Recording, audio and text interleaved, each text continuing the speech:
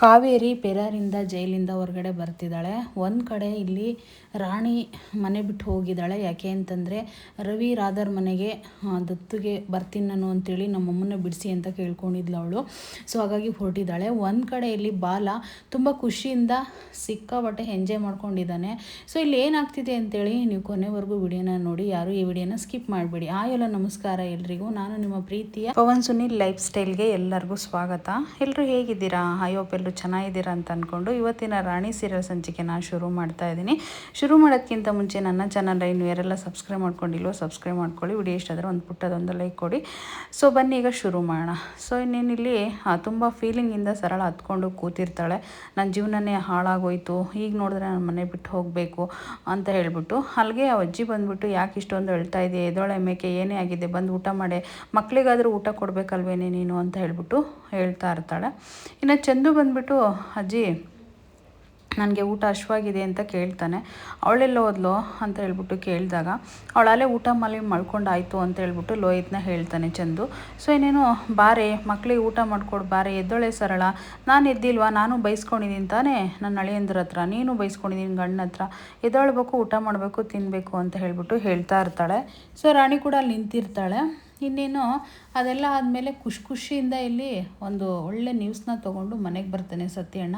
ಇವತ್ತು ತುಂಬಾ ಖುಷಿಯಾಗಿದೆ ರಾಣಿ ಅಂತ ಹೇಳ್ಬಿಟ್ಟು ರಾಣಿನ ಎಕ್ಸೈಟೆಡ್ ಅಂದರೆ ತುಂಬ ಖುಷಿಯಿಂದ ಬಂದು ಮಾತಾಡಿಸ್ತಾ ಇರ್ತಾನೆ.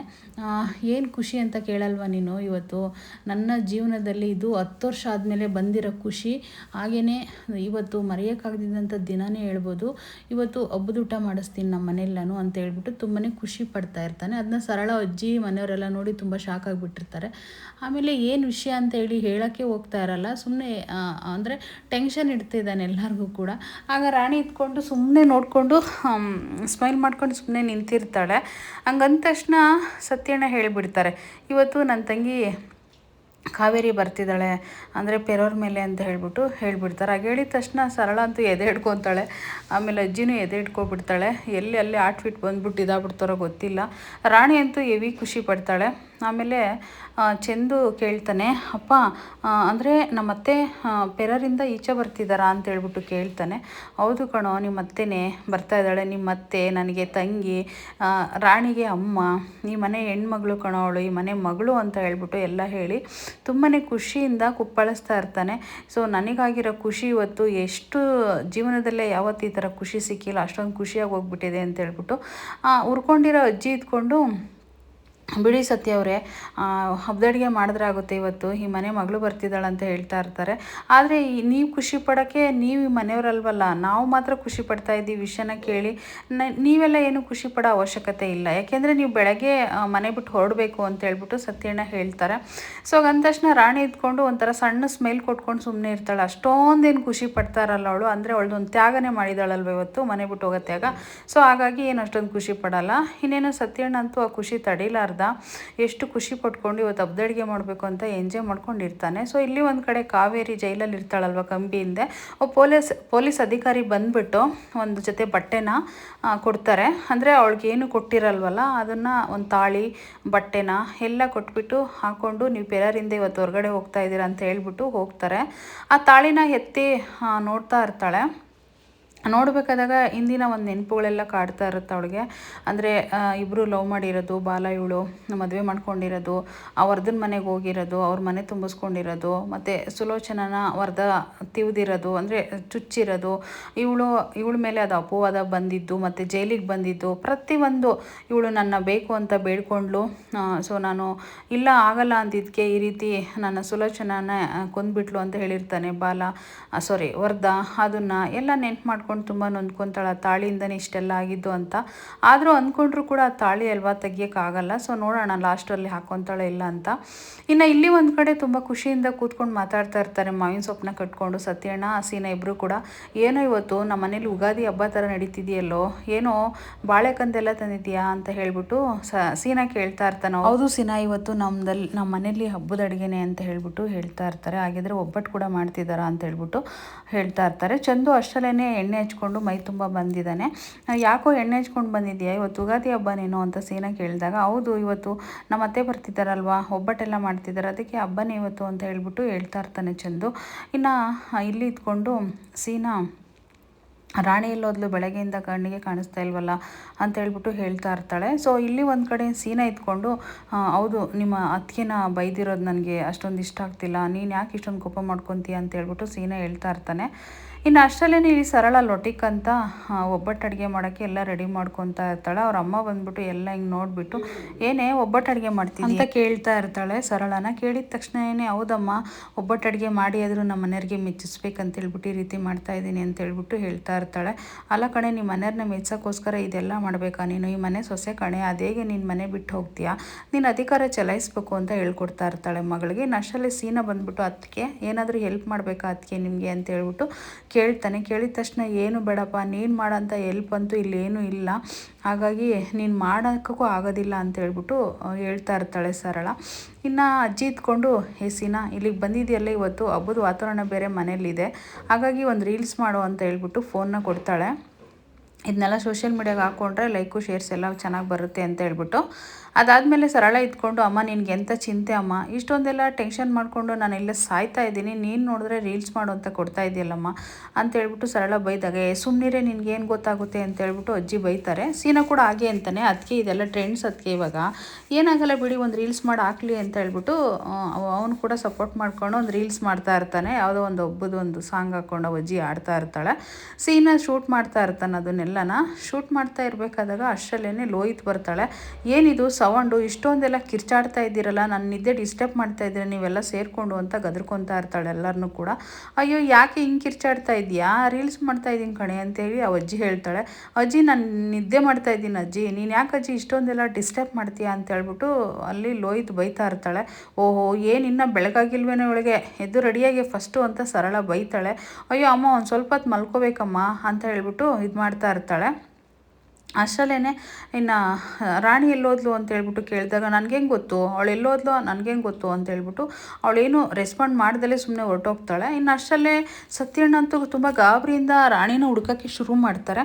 ಅಂದರೆ ರೂಮ್ಗೆಲ್ಲ ಬಂದು ಹುಡುಕ್ತಾರೆ. ಸರಳ ಸರಳ ಬಾರೆ ಇಲ್ಲಿ ಅಂತ ಹೇಳ್ಬಿಟ್ಟು ಕರೀತಾರೆ. ಮತ್ತು ಇಲ್ಲಿ ಚಂದನ್ ಕೂಡ ಕೇಳ್ತಾರೆ, ಎಲ್ಲೋದ್ಲು ರಾಣಿ ಅಂತ ಹೇಳ್ಬಿಟ್ಟು. ಅಪ್ಪ ಬೆಳಗ್ಗೆಯಿಂದ ನೋಡ್ತಾ ಇದ್ದೀನಪ್ಪ, ಅವಳೆಲ್ಲೂ ನನ್ನ ಕಣ್ಣಿಗೆ ಕಾಣಿಸಿಲ್ಲ ಕಣಪ್ಪ ಅಂತ ಹೇಳ್ಬಿಟ್ಟು ಇಲ್ಲಿ ಚಂದು ಕೂಡ ಆನ್ಸರ್ ಮಾಡಿಬಿಡ್ತಾನೆ. ಸೊ ಇನ್ನು ಒಂದು ಕಡೆ ಇಲ್ಲಿ ಇವತ್ತು ಅಂದರೆ ಎಲೆಕ್ಷನ್ಗೆ ಒಂದು ನಾಮಿನೇಟ್ ಮಾಡೋಕ್ಕೆ ಹೋಗ್ತಾ ಇದ್ದಾನೆ, ಅಂದರೆ ನಾಮಿನೇಷನ್ ಆಗ್ತಾರಲ್ವ ಅದಕ್ಕೆ ಕರ್ಕೊಂಡು ಹೋಗ್ತಾ ಇದ್ದಾನೆ ಬಾಲ. ಅವಾಗ ಏನು ಕೇಳ್ತಿದ್ದಾನೆ ಗೊತ್ತಾ ವರ್ಧ, ಯಾಕೆ ಈ ರೋಡಲ್ಲಿ ಬಿಟ್ಟು ನೆಕ್ಸ್ಟು ಬೇರೆ ರೋಡಲ್ಲಿ ಕರ್ಕೊಂಡು ಹೋಗ್ತಾ ಇದೆಯಲ್ಲ ಅಂತ ಹೇಳ್ಬಿಟ್ಟು ಹೇಳಿದಾಗ, ಅಯ್ಯೋ ಬಸ್ಸು ಅದೇನಿಲ್ಲ, ಈ ರೋಡಲ್ಲಿ ಹೋದರೆ ಟ್ರಾಫಿಕ್ ಸ್ವಲ್ಪ ಕಮ್ಮಿ ಇರುತ್ತೆ, ಇನ್ನೊಂದು ರೋಡಲ್ಲಿ ಹೋದರೆ ಸ್ವಲ್ಪ ಟ್ರಾಫಿಕ್ ಜಾಸ್ತಿ ಇರುತ್ತೆ ಅಂತ ಈ ರೋಡಲ್ಲಿ ಬಂದೆ ಅಂತ ಹೇಳ್ಬಿಟ್ಟು ಹೇಳ್ತಾ ಇರ್ತಾನೆ. ಸೊ ಆದರೆ ಇಲ್ಲಿ ಬೇರೆಯೇ ಇದೆ, ಅವನು ಯಾಕೆ ಕರ್ಗೊ ಬರ್ತಿದ್ದಾನೆ ಅಂತ ಹೇಳ್ಬಿಟ್ಟು. ಆ ರೋಡಲ್ಲಿ ಹೋಗಿದ್ರೆ ದೇವಸ್ಥಾನಕ್ಕೆ ಹೋಗ್ಬೋದಿತ್ತು ಅಂತ ಹೇಳ್ಬಿಟ್ಟು ಹೇಳ್ತಾನೆ ಬಾಲ, ಅಲ್ಲ ವರ್ಧ ಹೇಳ್ತಾನೆ. ಹಾಗಂದ ತಕ್ಷಣ ಬಾಲ ಇದ್ಕೊಂಡು, ಈ ದೇವಸ್ಥಾನದಲ್ಲಿ ಕೂಡ ಈ ರೋಡಲ್ಲಿ ಹೋದ್ರೂ ಕೂಡ ಒಂದು ದೇವತೆನ ನೋಡ್ಬೋದು ಅಂತ ಹೇಳ್ಬಿಟ್ಟು ಹೆಂಡ್ತಿ ನೋಡೋಕ್ಕೋಸ್ಕರ ಆ ರೀತಿ ಹೇಳಿರ್ತಾನೆ ಅವನಿಗೆ. ಆದರೆ ಈ ದಡ್ಡನಿಗೆ ಗೊತ್ತಿರಲ್ಲ ವರ್ಧನ್ಗೆ. ಸೊ ಇನ್ನೇನು ಇಲ್ಲಿ ಹೆಂಡ್ತಿನ ನೋಡ್ಬಿಡ್ತಾನೆ, ಒಂದು ದೇವಸ್ಥಾನ ಹತ್ರ ಇರ್ತಾಳಲ್ವ ಕಾವೇರಿ ಬಂದಿರ್ತಾಳೆ, ಅದನ್ನು ನೋಡಿ ಎಷ್ಟು ಖುಷಿ ಪಡ್ತಾನೆ ಅಂತಂದರೆ ಹೇಳೋಕ್ಕೆ ಆಗಲ್ಲ. ಬಾಲ ಹೆಂಡ್ತಿನ ನೋಡಿಬಿಟ್ಟು, ಅಂದರೆ ಅವಳು ಸೀರೆ ಉಟ್ಕೊಂಡು ಲಕ್ಷ್ಮವಾಗಿ ಬಂದಿರ್ತಾಳಲ್ವ ದೇವಸ್ಥಾನದ ಹತ್ರ, ಅದನ್ನು ನೋಡಿಬಿಟ್ಟು ತುಂಬಾ ಖುಷಿ ಪಡ್ತಾನೆ ಬಾಲ. ಆಗ ಇನ್ನೇನು ಅವಳು ಏನೋ ಅಲ್ಲಿ ಮಾತಾಡ್ತಾ ಇರ್ತಾಳೆ, ಒಂದಿಷ್ಟು ರೂಲ್ಸ್ಗಳು ಇರ್ತಾವಲ್ಲ ಅವೆಲ್ಲ ಮಾತಾಡ್ತಾ ಇರ್ತಾಳೆ ಪೊಲೀಸ್ ಅಧಿಕಾರಿ ಹತ್ರ. ಇನ್ನು ಅಷ್ಟರಲ್ಲೇ ವರ್ಧ ಕೂಡ ಕಾರಿಂದ ಕೆಳಗಡೆ ಇಳಿದ್ಬಿಡ್ತಾನೆ. ಕಾರಿಂದ ಕೆಳಗಡೆ ಇಳಿದ ತಕ್ಷಣವೇ ಒಂದು ಶಾಕ್ ಆಗುತ್ತೆ ಅಂತಂದರೆ, ಕಾವೇರಿನ ನೋಡಿ ಅಷ್ಟಿಷ್ಟು ಶಾಕ್ ಆಗೋದಿಲ್ಲ, ಅಷ್ಟೊಂದು ಶಾಕ್ ಆಗಿಬಿಡುತ್ತೆ ಅವನಿಗೆ. ಇದೇನಪ್ಪ ಈ ರೀತಿ ಆಗೋಯ್ತು, ಇವಳು ಯಾಕೆ ಕೆಳಗಡೆ ಇದ್ದಾಳೆ, ಇವಳು ಯಾಕೆ ಇಲ್ಲಿದ್ದಾಳೆ ಅನ್ನೋ ಕನ್ಫ್ಯೂಷನ್ ಶುರುವಾಗಿಬಿಡುತ್ತೆ ಅವನಿಗೆ. ಅದನ್ನು ನೋಡಿಬಿಟ್ಟು ವರ್ಧ ಬಾಲನ ನೋಡ್ತಾ ಇರ್ತಾನೆ. ಸೊ ಇಲ್ಲಿ ಒಂದು ಕಡೆ ಸತ್ಯಣ್ಣ ಎಲ್ಲ ಕಡೆನೂ ಪರದಾಡ್ಕೊಂಡು ಹುಡುಕ್ತಾ ಇರ್ತಾರೆ. ರಾಣಿ ಎಲ್ಲೂ ಕಾಣಿಸ್ತಾ ಇರಲ್ಲ, ಮನೆ ಎಲ್ಲ ಹುಡುಕ್ತಾ ಇರ್ತಾರೆ, ರೂಮು ಹಾಲಲ್ಲೆಲ್ಲ. ಸೀನಾ ಅವರಿಬ್ಬರು ಸೇರಿಕೊಂಡು ಎಲ್ಲ ಕಡೆನೂ ಹುಡುಕ್ತಾರೆ. ಅವಳೆಲ್ಲಿ ಸುಳಿವೇ ಇರೋದಿಲ್ಲ. ಸೊ ತುಂಬ ಬೇಜಾರು ಮಾಡ್ಕೊಂಡು ಎಲ್ಲೋದ್ಲಪ್ಪ ಈ ಹುಡುಗಿ, ಈಗ ಕಾವೇರಿ ಬೇರೆ ಬರ್ತಾಳೆ ಅಂತ ಹೇಳ್ಬಿಟ್ಟು ತುಂಬ ಟೆನ್ಷನ್ ಮಾಡ್ಕೊತಾನೆ. ಇಲ್ಲಿ ಒಂದು ಕಡೆ ದೇವ್ರಿಗೆ ಕೈ ಮುಗಿತಾ ಇರ್ತಾಳೆ ಯಾರು, ಕಾವೇರಿ. ಕೈ ಮುಗಿಬೇಕಾದಾಗ ಇಲ್ಲಿಗೆ ಬರ್ತಾನೆ ವರ್ಧ ಬಂದ್ಬಿಟ್ಟು ಅವಳನ್ನ ನೋಡಿ ಇನ್ನೂ ಶಾಕ್ ಆಗ್ತಾನೆ ಹತ್ರದಿಂದ. ಇವಳು ಹೇಗೆ ಬಂದ್ಲು ಹೊರ್ಗಡೆ ಅಂತ ಹೇಳ್ಬಿಟ್ಟು. ಸೊ ಅದನ್ನ ನೋಡಿ ಶಾಕ್ ಅಂತಂದರೆ ಅಂತಿಂಥ ಶಾಕ್ ಅಲ್ಲ ಬಿಡಿ, ಅಷ್ಟೊಂದು ದೊಡ್ಡ ಶಾಕ್ ಆಗಿಬಿಟ್ಟಿರುತ್ತೆ ಅವನಿಗೆ. ಏಕೆಂದರೆ ಅವ್ನು ತಪ್ಪು ಮಾಡಿಬಿಟ್ಟು ಕಾವೇರಿನ ಒಳಗಡೆ ಹಾಕ್ಸಿರ್ತಾನಲ್ವ, ಸೊ ಶಾಕ್ ಆಗಲೇಬೇಕಲ್ವಾ. ಕಾವೇರಿ ಕಾವೇರಿ ಅಂತೇಳಿ ಮಾತಾಡಿಸ್ತಾನೆ. ಬಾಲ ಹಿಂದೆ ನಿಂತ್ಕೊಂಡು ಅದನ್ನೆಲ್ಲ ನೋಡಿಕೊಂಡು ಸುಮ್ಮನೆ ಇರ್ತಾನೆ, ಅವನೇನು ಮಾತಾಡ್ತಾ ಇರಲ್ಲ, ಲಗ್ತಾ ಇರ್ತಾನಷ್ಟೇ.